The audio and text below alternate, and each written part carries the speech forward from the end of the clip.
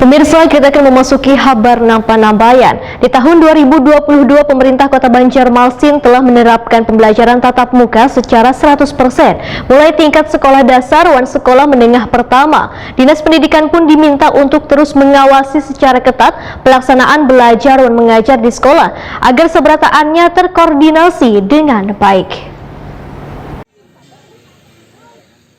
Di tahun 2022, pemerintah Kota Banjarmasin menerapkan pembelajaran tatap muka secara 100%, mulai tingkat sekolah dasar dan sekolah menengah pertama. Bahkan jadwal pelajaran di sekolah pun berlaku normal, terhitung 3 Januari 2022. Wali Kota Banjarmasin Ibnu Sina, Wahitokuni Prima TV jelang tengah hari Senin, 3 Januari 2022 mengadakan pelaksanaan pembelajaran tatap muka terbatas wajib dilaksanakan oleh satuan pendidikan di masing-masing daerah di Indonesia yang berada pada PPKM level 1, 2, dan 3. Selain itu, Kemendikbud Ristek meminta kepala daerah untuk kada melarang atau menghalangi pelaksanaan PTM lantaran sesuai ketentuan SKB 4 Menteri terbaru yang berlaku pada awal Januari 2022 menyatakan seberatan sekolah di seluruh wilayah di Indonesia wajib melakukan pembelajaran tatap muka. Ibnu Sina meminta pelaksanaan pembelajaran tatap muka bisa dilaksanakan maksimal, namun wajib menerapkan protokol kesehatan yang ketat lantaran pandemi COVID-19 belum berakhir.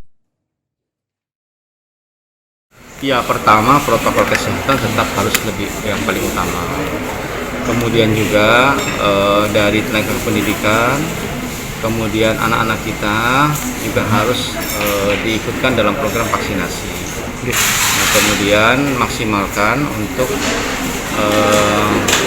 PTM ini bisa mengejar ketertinggalan pelajaran, karena anak-anak kita yang belajar secara online itu kan harus jujur diakui bahwa tidak seperti tatap muka.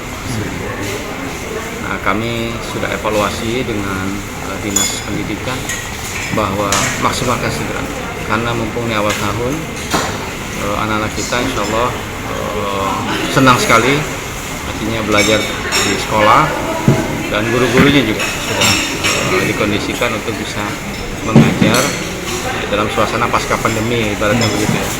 Artinya ada kebiasaan-kebiasaan baru yang dulunya tidak dilakukan, sekarang harus dilakukan.